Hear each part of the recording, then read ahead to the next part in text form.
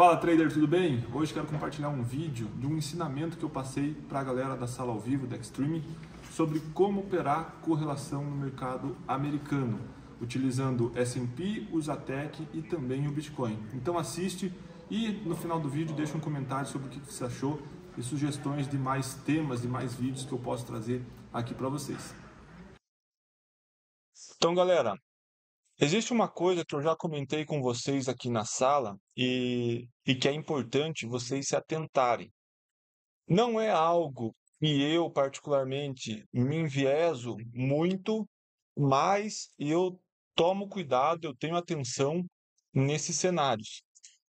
Existe, de certa forma, uma correlação entre o S&P, né, ou o USA 500, e o Usatec.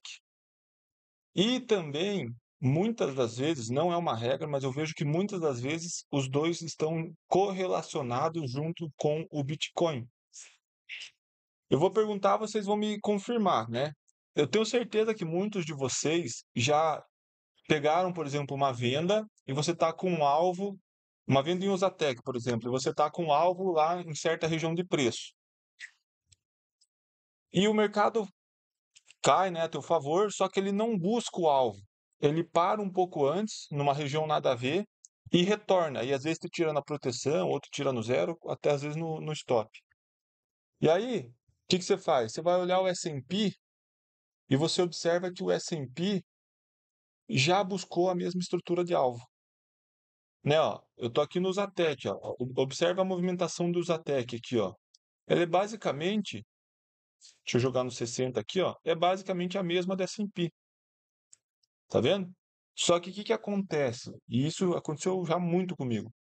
É isso que eu acabei de falar. Você está buscando um alvo. A gente opera, né, a maior parte do tempo o Zatec, mas você está buscando um alvo no Zatec, ele não busca esse alvo, volta, destopa, e aí você vai olhar o S&P já buscou. Ou então, o que que acontece, né, muitas das vezes? Você está posicionado em Usatec, você está comprado. E o Usatec não desenvolve e tal, e tem contexto para dar continuidade para alta, e não vai. Aí você chega e olha o S&P. E o S&P já rompeu o topo, por exemplo.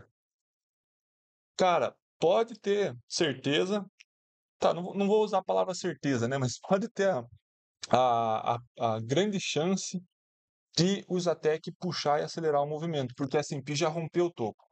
Então, essas duas vertentes, essas duas linhas, né, são válidas, tanto quando um já pega no alvo, quanto o outro já rompeu o topo, o fundo, né, de alguma maneira, e o Zatec, por exemplo, não. Né? Então, a gente tem que ficar atento a esses cenários. E, como se não bastasse, não é sempre, né, como eu falei, mas às vezes o Bitcoin está correlacionado com os dois ativos também, com o Zatec e o S&P. Eu vou mostrar para vocês, eu vou provar para vocês isso hoje. Isso aconteceu hoje, né? Se a gente olhar o Zatec, ó, pelos 60 minutos, a gente tinha ativação desse espelhamento que eu passei aqui, ó, no Morning Call para vocês, né? E se eu trabalhasse com o alvo dele, se eu pegar aqui esse topo com esse fundo, primeiro alvo estava aqui, já havia buscado, né? Corrigiu na 9 aqui do 60, voltou a cair. E aí, se eu puxar aqui e traçar o segundo alvo, olha lá, ó, ele dava alvo aqui embaixo, tá? Eu vou colocar essa linha tracejada aqui, beleza? Uma segunda estrutura que jogava alvo para a mesma região de Usatec era esse outro espelhamentozão aqui, ó, tá? Então, se eu pegar esse topo aqui, ó, e esse fundo, primeiro alvo, segundo alvo, dava exatamente na mesma região, que inclusive era onde estava a linha tracejada, né? Então, se a gente olhasse, né, para a venda do Zatec hoje, a região de alvo de interesse do Zatec era aqui. Por quê? Porque além desses dois alvos, eu ainda tinha também, vou colocar aqui ó, pelo diário, eu tinha nessa região um 76% macro, tá vendo? Ó? Se eu pegar esse fundo com esse topo, aqui era um 76% macro, ou seja, tinha 76% e dois alvos de espelhamento jogando para aquela região, tá? Então, por exemplo, o cara vendeu em alguma região aqui, ó, vamos pegar um micro agora, né, olhando o micro. O cara vendeu aqui em alguma região, sei lá, nas 200, vendeu aqui depois, ó, que fez esse pullback, enfim, o cara vai estar buscando aonde? Esse alvo aqui embaixo, né? Agora vamos olhar pela mesma perspectiva desse cenário, só que no S&P. Se a gente olhar o S&P, ó, vou botar no 15 minutos também, ó. Já está até marcado aqui, ó. O S&P, a gente tinha o alvo daquele mesmo espelhamento do Zatec aqui embaixo. Tá vendo como o S&P já ficou muito mais próximo do alvo do que o Zatec? Só por aí a gente já começa a perceber isso que eu estou falando para vocês, tá? Então, o primeiro alvo estava aqui. Se a gente pegar aquela outra estrutura maior de espelhamento, vou jogar aqui no 60, tá? Se a gente pegar esse espelhamento, que é o mesmo lá do Zatec, que eu também tracei, a gente observa o quê? Pegando esse topo, essa mínima, primeiro alvo, segundo alvo. Olha lá, olha isso daqui, tá? O Zatec cravou o alvo desse espelhamento aqui. O Zatec não, perdão, S&P. O Zatec, olha onde é que estava o segundo alvo desse mesmo espelhamento aqui, ó. Então, só por aqui isso já se confirma. Samuel, mas como é que eu vou saber qual que é o ativo que manda e qual que, né, vai ser respeitado? Normalmente, o S&P é quem manda. Normalmente. E vocês podem fazer backtest, podem validar essa informação. Tá vendo? Então, pô, o cara às vezes está vendido no Zatec e ele está de fato buscando essa confluência de alvos que faz sentido. Tá certo, não tá errado. Só que quem pegou antes foi o S&P, né? E como se não bastasse, tem ainda a correlação com o Bitcoin que eu comentei para vocês. Beleza? Se a gente pega aqui, ó, o Bitcoin e joga no diário, a gente percebe o seguinte, vou jogar no 60, na verdade, perdão. O Bitcoin aqui, ó, ele havia feito essa pernada de alta e corrigiu, né? Jogou para cima e hoje ele estava jogando para queda de novo. Ou seja, aqui, ó, é uma região de 61% extremamente forte, extremamente importante do Bitcoin.